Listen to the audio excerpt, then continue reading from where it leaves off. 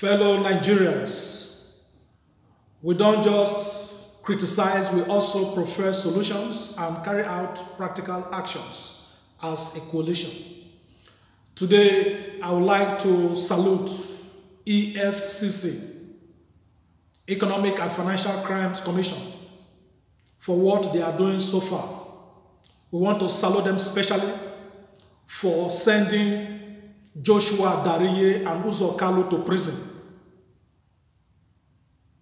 Their cases have been running for years. Previous governments did little or nothing to bring them to book. Therefore, we must give kudos to EFCC. However, EFCC has a lot more to do.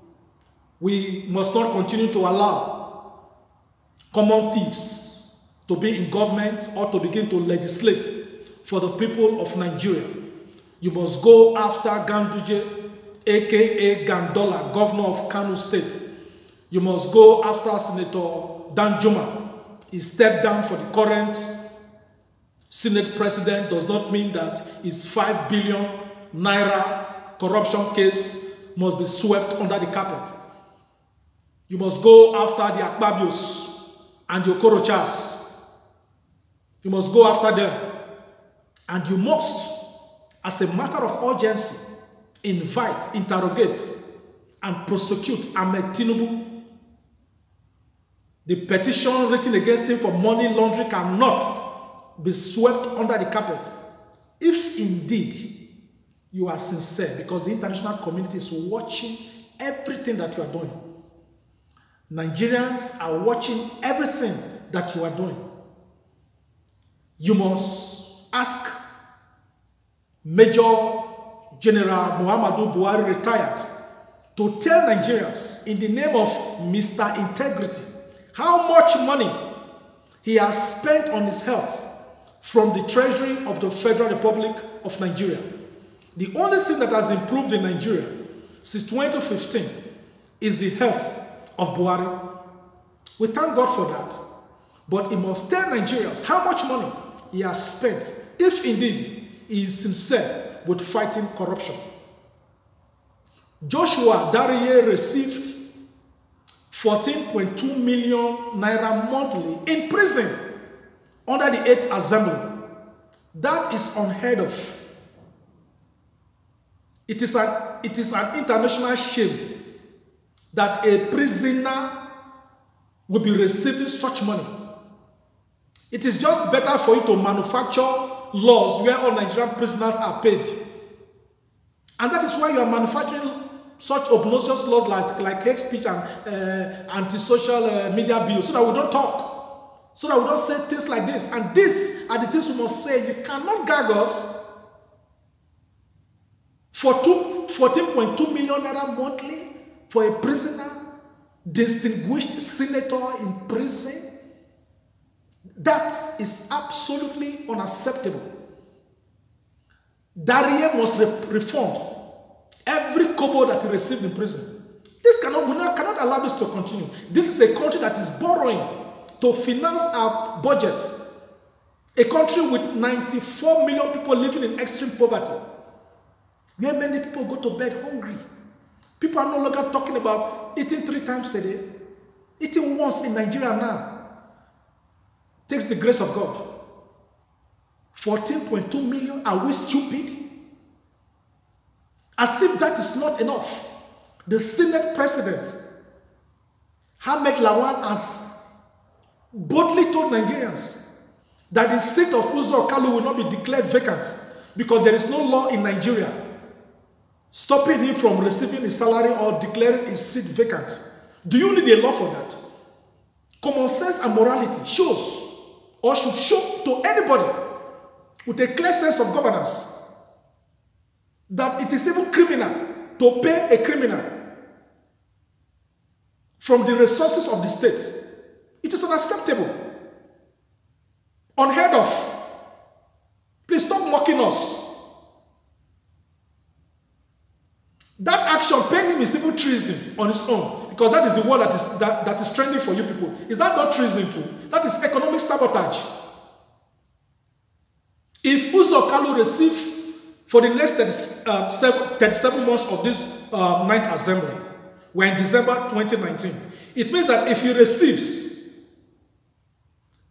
14.2 million naira monthly for the next 37 months, that is 525,400,000 naira.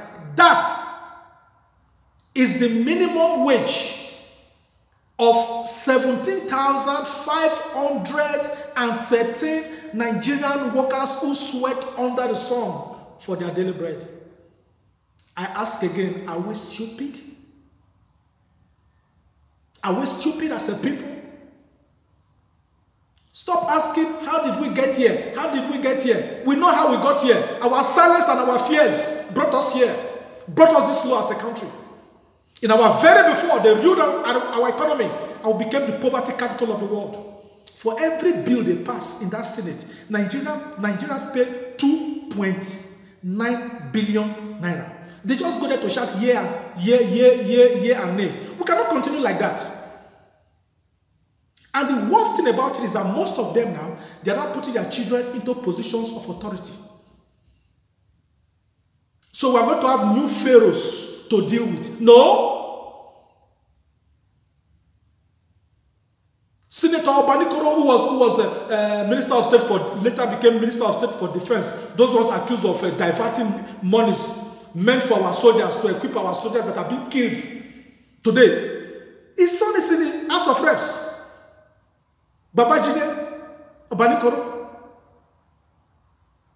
David Mark, who was there for many years, his daughter is in the House of Reps. Many of them like that. They are planting their new pharaohs. And these things will continue if Nigerians don't rise up now.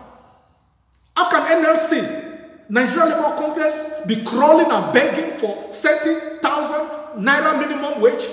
This action is enough for anybody, group of persons, civil society to call for a civil disobedience in Nigeria. What these senators are doing is enough to call for civil disobedience. Everybody stay at home, close banks, markets, schools, everywhere, until they revert this nonsense.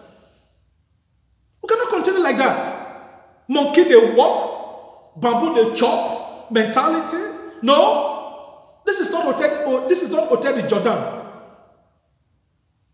Even in Freetown, nothing is free. Somebody will be in prison, you are paying the person 14.2 million. EFCC must ask Dariye to refund every kobo and to ensure also that Uzo Kalu does not receive a dime in prison. It's a mockery. It's a mockery. And we, as a coalition, we shall not accept this. We must resist everything that will make us poorer than what we are now. All the insecurity in Nigeria, the poverty, is all about mismanagement. And we must not continue like that.